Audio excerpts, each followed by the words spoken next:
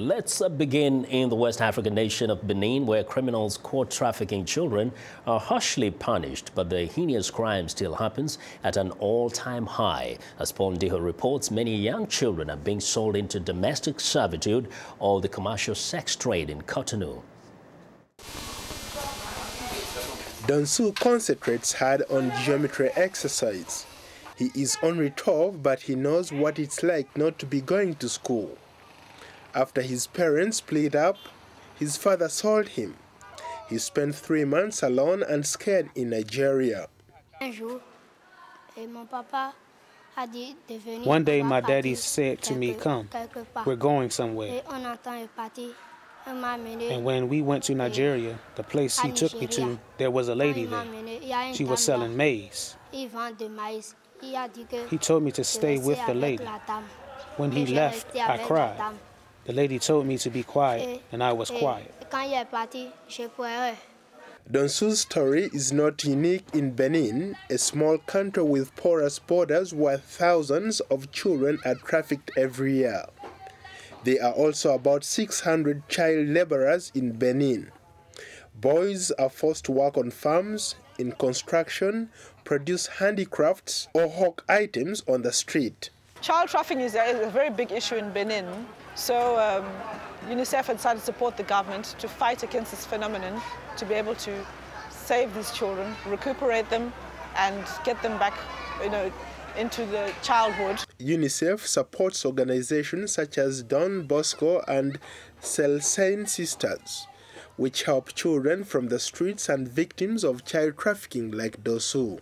With this type of child, the first thing to do is reassure them, because he's a child who's been sold by his own father. So the first thing to do was to reassure him, to guarantee his protection, and to tell him that in this place he will feel safe. Then we had to motivate him so he would rediscover the joy of living, of going back to school. The Don Bosco Center in Port Novo touches the lives of vulnerable children in various ways. Some of them, like Donsu, live here. Others do fast-track schooling or learn a trade. 3 outreach centers have been opened in marketplaces for vulnerable children. 14-year-old bread seller Honorine started coming to this shelter in Cotonou market 2 years ago.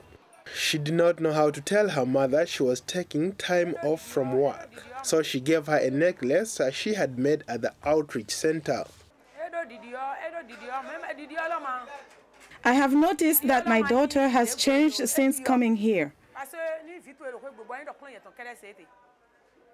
There have been great improvements in her upbringing. I have definitely noticed changes in Honorine's behavior. The barracks that you see behind me are centers put in place by NGOs, and they are for children, a very important step in life, because they give them a second chance to return to childhood.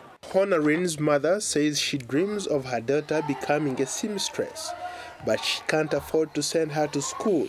I come here, and even if I am here, people can buy my bread. I stay here until very late, sewing.